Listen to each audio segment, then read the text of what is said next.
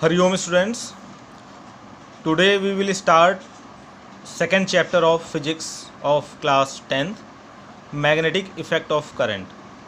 Okay, first chapter was electricity, current electricity. In that chapter you have studied the first effect, heating effect. जो electric current होता है उसके तीन तरह के इफेक्ट होते हैं, heating effect, second magnetic effect and chemical effect. Heating effect आप फर्स्ट चैप्टर में पढ़ चुके होंगे, थोड़ा सा मैं ब्रीफ कर देता हूँ आप लोगों को. हीटिंग इफेक्ट का मतलब होता है कि जब इलेक्ट्रिक करंट किसी भी कंडक्टर या वायर से फ्लो करता है तो उस कंडक्टर या वायर के रेजिस्टेंस की वजह से, रेजिस्टेंस मतलब जो अपोजिशन होता है करंट के फ्लो के लिए, resistance can be defined as the property due to which conductor opposes the flow of current. तो जब करंट के फ्लो का अपोज होगा तो करंट यानी जो इलेक्ट्रिक एनर्जी होती है वो कुछ लॉस भी होगी, और जब इलेक्ट्रिक एनर्जी लॉस होगी तो वो इलेक्ट्रिक एनर्जी कन्वर्ट हो जाती है, जो लॉस होती है वो हीट एनर्जी में. यही कारण है कि जितने भी डिवाइसेस होते हैं जो इलेक्ट्रिसिटी से चलते हैं वो वर्क करते करते हीट हो जाते हैं. ठीक है ना.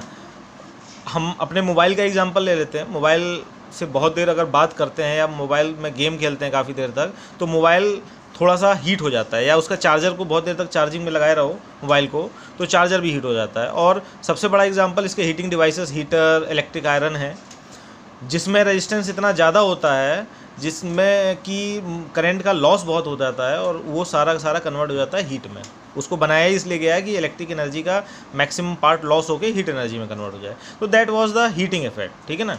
इस चैप्टर में हम लोग मैग्नेटिक इफेक्ट के बारे में पढ़ने जा रहे हैं, और मैग्नेटिक इफेक्ट का मतलब यहाँ पे ये है कि जब भी इलेक्ट्रिसिटी किसी वायर या कंडक्टर से फ्लो करती है तो उस वायर या कंडक्टर को मैग्नेटाइज कर देती है, मतलब उसके अंदर मैग्नेटिक प्रॉपर्टीज़ आ जाती हैं. अब ये डिपेंड करता है उस वायर, उस कंडक्टर के अपने इंटरनल प्रॉपर्टी पे, साथ ही साथ करंट के अमाउंट पे, कि कितना पावरफुल मैग्नेटिक इफेक्ट उसमें जनरेट होगा. ओके.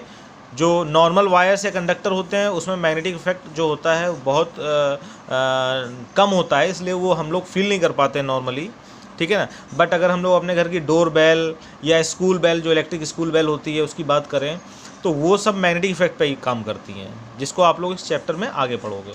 तो और फिर है केमिकल इफेक्ट. केमिकल इफेक्ट के बारे में आप लोग केमिस्ट्री में डिटेल में पढ़ोगे, चैप्टर 2 में भी है, और चैप्टर 3 केमिस्ट्री का जो है मेटल्स एंड नॉन मेटल, वहाँ पे इसके बारे में आपको पढ़ाया जाएगा. जब इलेक्ट्रिसिटी किसी केमिकल से पास होती है तो उस केमिकल को पॉजिटिव और नेगेटिव आयंस में ब्रेक कर देती है, मतलब उसमें केमिकल चेंजेस प्रोड्यूस करती है. कौन करती है? Electricity. So that is a chemical effect. Okay.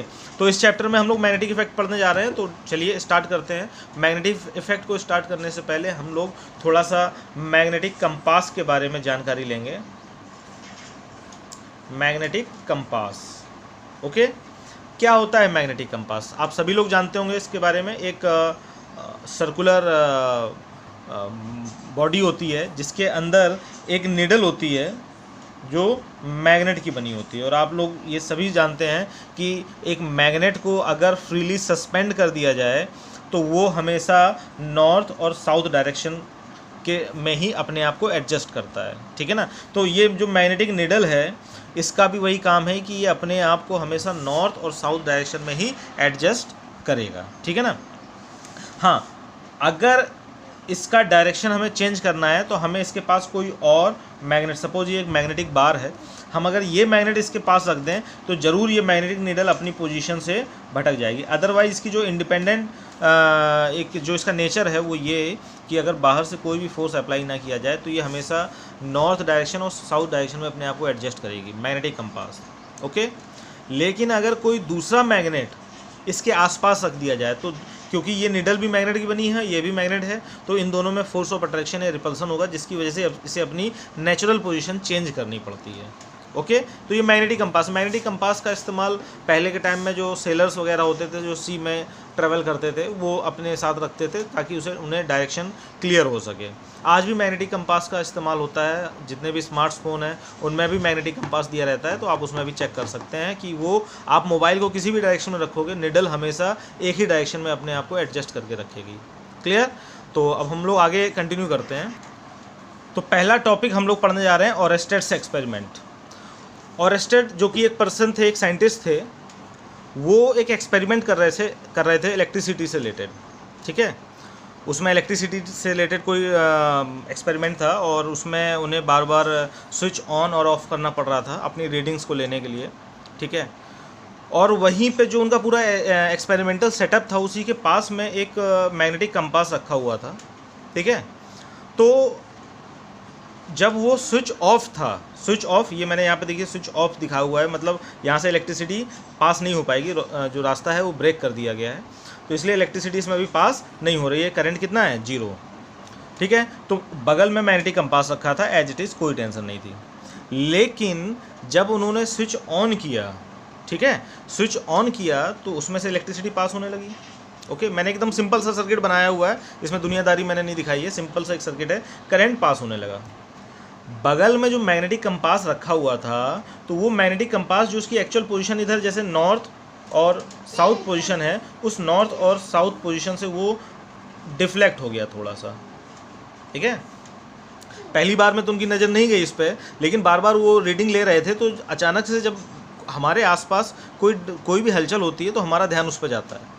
तो जब वो कंपास रखा हुआ था, वो रीडिंग ले रहे थे, स्विच ऑन कर रहे थे, फिर ऑफ कर दे रहे थे, फिर स्विच ऑन करके फिर रीडिंग लेके आओ, अचानक से उनकी नज़र गई कि यार ये इसमें डिफ्लेक्शन हो रहा है मैग्नेटिक कंपास में। तो वो बहुत सरप्राइज हुए कि मैग्नेटिक कंपास तो एक ऐसी चीज़ होती है जो जनरली अपनी एक नेचुरल पोजीशन यानी नॉर्थ साउथ डायरेक्शन में रहती है, ये अचानक से क्या हो रहा है कि अपनी निडल ये अपने आप से कैसे डिफ्लेक्ट हो जा रही है। जैसा कि मैं पहले ही आपको बता चुका हूँ कि मैग्नेटिक कंपास में डिफ्लेक्शन सिर्फ और सिर्फ तभी हो सकता है जब कोई दूसरा मैग्नेट उसके आसपास हो। तो उन्होंने चेक किया, यार यहाँ पे ऐसा कोई मैग्नेट तो था नहीं, कोई भी मैग्नेट उनको नहीं दिखाई दिया।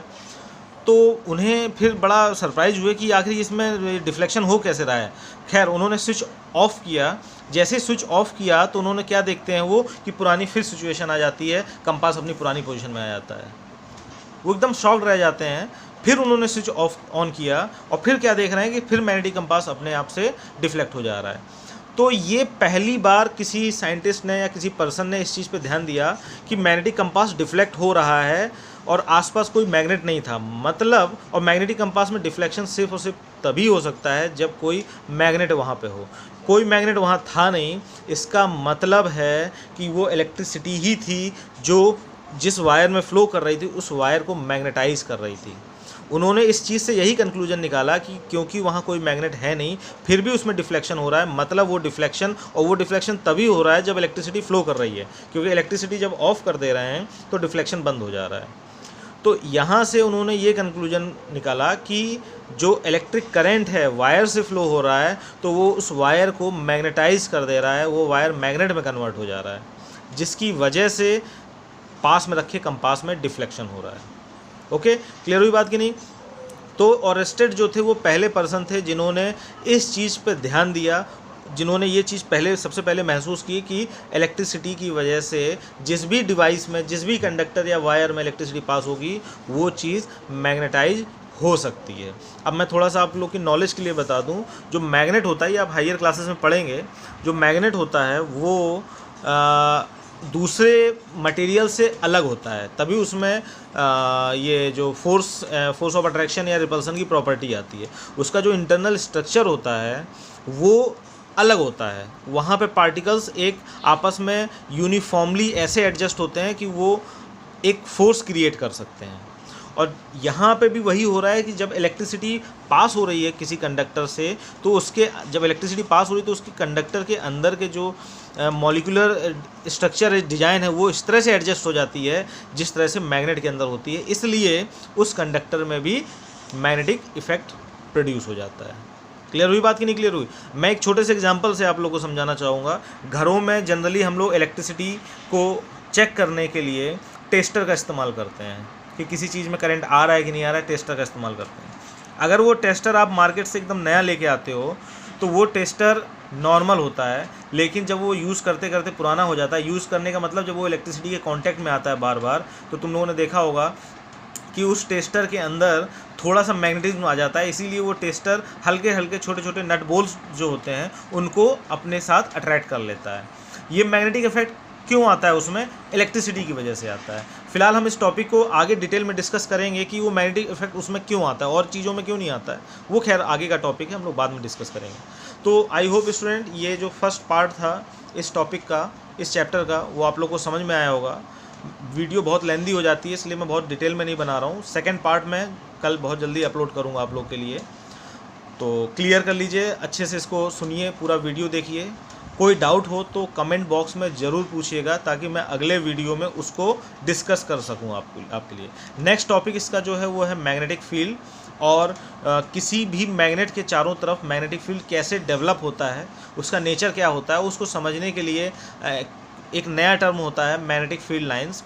वो क्या होती हैं, उनको क्यों इंट्रोड्यूस कराया जाता है, वो हम लोग उसके बारे में डिटेल में डिस्कस करेंगे, क्योंकि अलग अलग तरह के अलग अलग शेप के मैग्नेट के चारों तरफ जो मैग्नेटिक फील्ड होता है उसका नेचर बिहेवियर अलग अलग होता है। तो नेक्स्ट टॉपिक में हम लोग वो डिस्कस करेंगे। लेकिन आज मैंने जो भी बताया उसमें अगर आपको कोई भी डाउट होता है तो उसे कमेंट में ज़रूर बताइएगा, प्लस वीडियो लाइक ज़रूर करिएगा अगर अच्छी लगी हो।